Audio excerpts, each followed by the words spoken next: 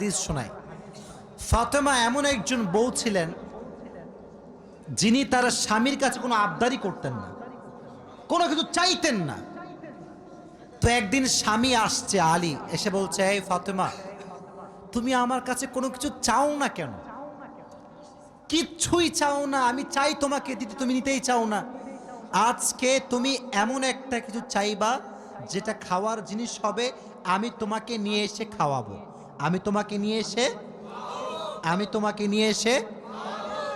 তো ফাতেমা বলছেন, না দরকার নাই। কি দরকার, থাক না, কোনো প্রয়োজন নাই। তো আলী আজকে নাসর বান্দা, না আমি খাওয়াই ছাড়বো আজকে, বলো কি খাবা। তো চাওয়ার একটা লিমিটেশন আছে।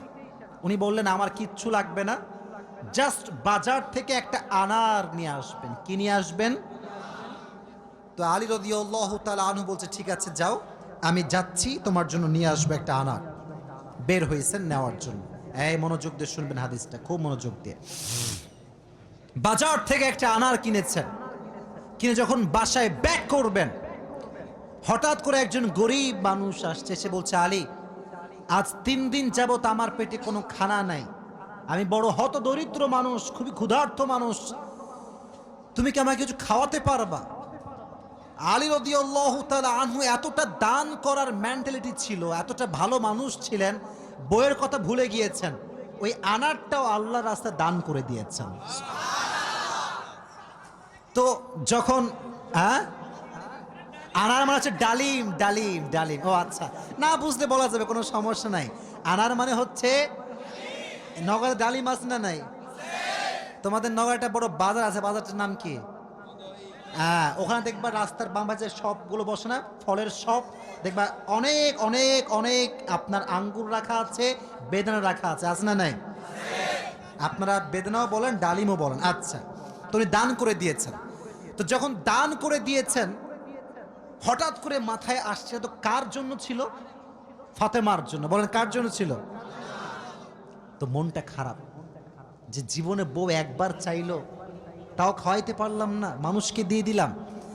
বাসায় আসছে, মনটা খুবই খারাপ। তো বউয়ের ভালোবাসা কাকে বলে খুব ভালো করে বুঝবেন। আলী যখন গেটটা খুলেছে, ফাতেমা যখন আলীর চেহারার দিকে তাকাইছে, বলছে, আলী, নিশ্চিত তুমি আমার বেদনা, আমার ডালিম তুমি আল্লাহর রাস্তায় দান করে দিয়েছো। সুবহানাল্লাহ পড়ে। তো বলছে ফাতেমা, আসলেই তাই, আমি দান করে দিয়ে আসছি। তো বলছে, আলী, তুমি যদি আমার জিনিসকে আল্লাহর রাস্তায় দান করে খুশি হও, আমি ফাতেমা তাতেই খুশি হয়ে গেলাম। অবাক করা বিষয় দেখেন, হঠাৎ করে একজন মানুষ বাসার গেটে নক করেছে, এই কেউ কি আছে বাসায়? গেট খুলেছে, তো দেখছে গেটের বাইরে দাঁড়িয়ে আছে একজন সাহাবী, তার নাম হচ্ছে সালমান ফারসি। তার নাম কি? এদিকে পেছনে কিয়ামত হয়ে যাক, তোমরা আমার দিকে তাকাও। তার নাম কি? সালমান ফারসি। বলছে, কি হয়েছে আপনার, হঠাৎ করে আপনি আমাদের বাসায় আসছেন? বলছে, নবীজি তোমার জন্য 9টি আনার হাদিয়া পাঠিয়েছেন। আপনার সুবহানাল্লাহ পড়তে পারলেন না? কয়টি আনার? আরো জোরে। তো আলী বলছেন, নো, এটা আমার না, এটা আমার হতে পারে না। সালমান ফারসি বলছে, কেন? এটা তোমার জন্য পাঠিয়েছে। আলী বলছে, ভালো করে চেক করো, এটা আমার জন্য হতে পারে না। বলছে, কেন?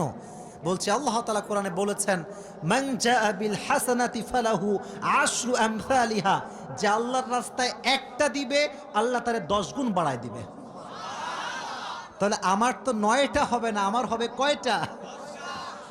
তো সালমান ফারসি এই কথা শুনে আবার পকেটে হাত দিয়েছে, হাত দিয়ে আর একটা বের করেছে, বলছে, নবী তোমাকে 10টাই দিয়েছে, আমি জাস্ট পরীক্ষা করছিলাম। সুবহানাল্লাহ পড়ে। তো চাইলেও একটা ভালোবাসা লাগে, আর যে আল্লাহর রাস্তায় দান করে তার আরো বেশি বাড়ায় দেয়। একজন আওয়াজ দিয়ে বলেন, তিনি কে? আর একটা রেওয়ায়াত বলি, একদিন ফাতেমা রাদিয়াল্লাহু তাআলা আনহা সুতা বিক্রি করলেন। কি বিক্রি করলেন? সুতার দাম হচ্ছে 6 দিরহাম। কয় দিরহাম? আচ্ছা, তো বলছে, হে আমার স্বামী আলী, 6 দিরহাম নিয়ে কয়েকটা রুটি নিয়ে আসো হাসান এবং হোসাইনের জন্য। কার জন্য? হাসান এবং হোসাইন কার সন্তান? ফাতেমা এবং আলীর সন্তান। তো অবাক করে একটা রেওয়ায়াত, আমি জাস্ট গতকালকে এটা পড়লাম, এটা আমি আগে জানতাম না। তো বের হয়েছে বাসার থেকে রুটি কিনবার জন্য। কি কিনবার জন্য? রুটি কিনে ফেলেছে।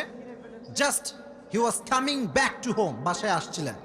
হঠাৎ করেই গরিব আসছে, অসহায় মানুষ। আলী, কিচ্ছু নাই পেটে খাওয়ার মতো, তুমি কিছু দিতে পারবা? আলীর মনোমাইন্ড এতটা বড় ছিল, যা কিনতে গিয়েছিল ফ্যামিলির জন্য ওইটাও আল্লাহ রাস্তায় দান করে দিয়েছে। জোরে সোরে পড়ুন সুবহানাল্লাহ।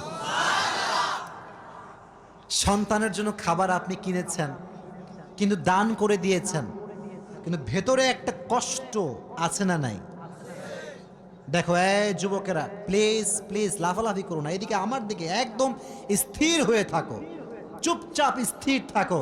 কারণ নওগাঁর মানুষ তো এরা অভদ্র ঘরের সন্তান, এরা সব ভদ্র ঘরের সন্তান, ঠিক না?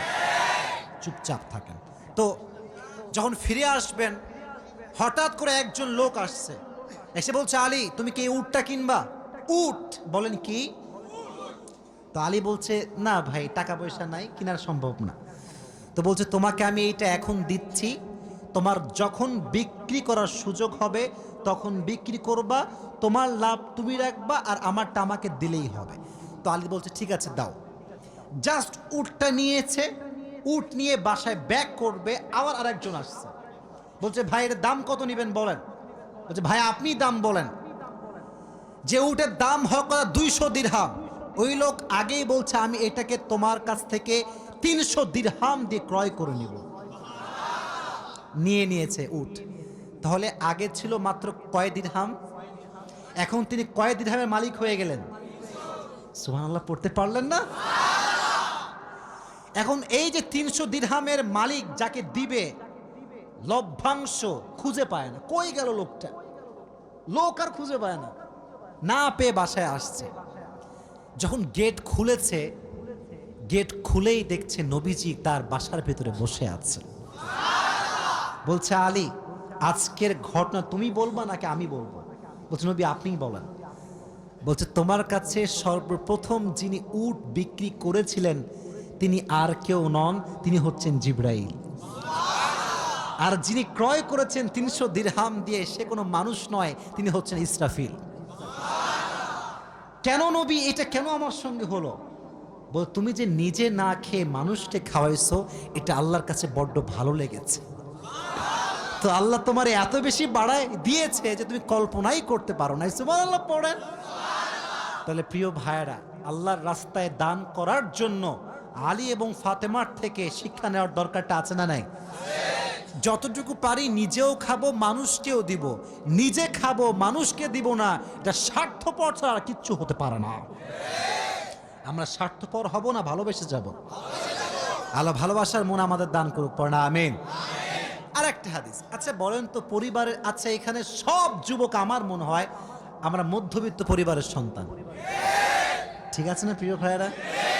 শোনেন একটা কথা বলি, অনেক সময় অনেক যুবকের মন খারাপ হয় যে হুজুর শখের একটা R15 নাই, শখের একটা আইফোন নাই, ঠিক আছে না প্রিয় ভাইয়েরা?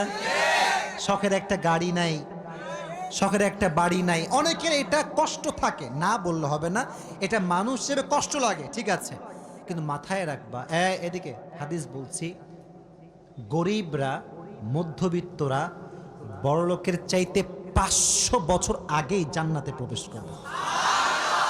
এবার খুশি না বেজার? এবার হাদিস শোনা। হঠাৎ করে একদিন আলী এবং ফাতেমার ঘরে এতটা অভাব, ভাত নাই, চাল নাই, ডাল নাই, কিচ্ছু নাই, একেবারে 3 দিন যাবত না খাওয়া। কয়দিন? এটাই কম মনে হচ্ছে আপনার কাছে? কম না বেশি? আপনি বিশ্বাস করেন, আজকালকার যুবকরা বডি বিল্ডিং করে, ইভেন তার 6 প্যাক বডি আছে, কিন্তু রোজা রাখতে চায় না। এই এলাকায় মনে হয় নাই? খবর লাগাবেন না, আপনার ভাবিও রোজা রাখে না, খবর লাগায় না।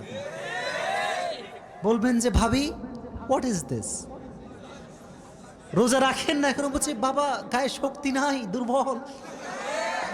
একদিন এক যুবককে বললাম, কি রে তুই আমার ওয়াজ শুনিস না? বলছে অবশ্যই শুনি। তাই রোজা রাখিস না কেন? বলছে যে ভাই রোজা রাখলে বডি কমে যাবে। নাউজুবিল্লাহ পড়তে পারলেন না প্রিয় ভাইরা? কয়েকদিন যাবত না খাওয়া। এবার আলী রাদিয়াল্লাহু তাআলা আনহু বাধ্য হয়ে গিয়েছেন, আর পারছেন না। বলছে ফাতেমা যাও, বাবার কাছে যাও, বলো আব্বাজান বাসাতে খাবার মতো কিছু নাই, আপনার কাছে কিছু হবে খাওয়ার মতো? আহা, ফাতেমা যখন ঘরে আসছেন, নবীজি ঘর খুলে দিয়েছেন। দেখেন বাবা এবং মেয়ের ভালোবাসা কত সুন্দর। ফাতেমা বলেন নাই যে আব্বাজান কিছু লাগবে। যখন গেট খুলেছে, মেয়ের চেহারা দেখেছে, আব্বা বুঝে গিয়েছে মেয়েটা আমার ক্ষুধার্ত হয়ে আমার কাছে এসেছে। সুবহানাল্লাহ পড়া। ডাক দিয়ে বলছে ফাতেমা তোমার অবস্থা কি বলো, কি হয়েছে তোমার? ফাতেমা রাদিয়াল্লাহু তাআলা আনহা ডাক দিয়ে বলছে আব্বাজান আজ 3 দিন যাবত আমাদের বাসায় কোনো ভাত নাই, ডাল নাই, চাল নাই, গোস্ত নাই, কিচ্ছু নাই। আমি আপনার কাছে একজন ক্ষুধার্ত নারী হয়ে এসেছি কিছু নেওয়ার জন্য। তো নবীজি বলছেন এই যুবকেরা এদিকে তাকাও। বলছে ফাতেমা আমার কাছে 5টা বকরি আছে, 5টা দোয়া আছে। 5টা বকরিও আছে, 5টা ধামরাটের ভাইয়েরা 5টা দোয়া আছে, 5টা বকরি আছে। তুমি কোনটা নিতে চাও? Which one you want select? তো ফাতেমা বলছে নবী হে আমার বকরি লাগবে না, আমাকে দোয়া শিখাই দিলেই হবে। পরীক্ষায় পাস। দোয়াটা আমার সঙ্গে সবাই পড়েন, সকলে আমার চোখে চোখ রাখেন, সবাই পড়েন ইয়া আউয়ালাল আউয়ালিন ইয়া আখিরাল আখিরিন ইয়া যাল কুওয়াতিল মাতিন ইয়া রাহিমাল মাসাকিন ইয়া আরহামার রাহিমিন।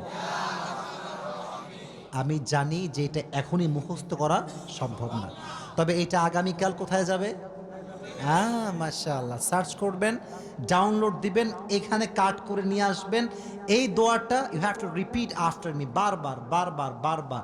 নবীজি বলেছেন এই দোয়া যে যত বেশি পড়বে তার রিজিকে বরকত তত বেশি বেড়ে যাবে। এই দোয়াটা আমরা বেশি বেশি পাঠ করব তো ইনশাআল্লাহ।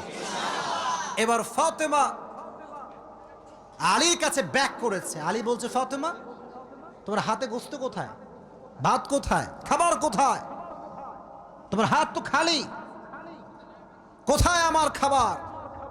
তুমি তো খালি হাতে ফিরে এসেছো। বলছে আলী আমার হাত খালি না, আমার হাত ভরপুর আছে। বলছে কিভাবে?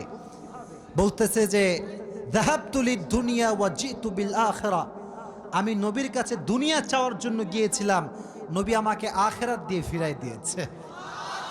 আমি আখিরাত নিয়ে তোমার কাছে এসেছি। তো আলী এবার নিজেই আসছে। ডানের যুবকরা কিরে আমার দিকে তাকাও।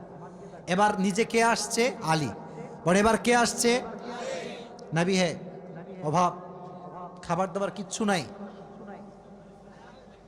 নবী এবার সংখ্যা বাড়ায় দিয়েছে। বলছে আমার কাছে 5000 বকরি আছে আর 5টা দোয়া আছে, তুমি কোনটা চাও? আলী বলছে নবী 5000 বকরি নয়, 5টা দোয়া হলেই চলবে। কতটা আল্লাহর উপরে ভরসা চিন্তা করেন। আমার মতো আপনার মতো মদন হইলে আগে বকরি দেন, তারপর দোয়া দেখা যায়। ঠিক কিনা যুবক ভাইরা বড়? শুধু এইটা, বিপদে পড়লে মানুষ সুদও খায়, ঘুষও দেয়। আল্লাহর উপরে ভরসা করে কিছু থামবে, দোয়া করবে, তাহাজ্জুদ পড়বে, এই সবর মানুষের মাঝে নাই। ঠিক কিনা যুবক ভাইরা বল? এজন্য আমাদের অভাব আসলে, দুঃখ আসলে আমরা ভরসা করব একজনকে। আওয়াজ দিয়ে বলেন তিনি কে? আপনারা মনে হয় বিরক্ত হয়ে গেছেন, আমি দোয়া করে দিব, তাই না?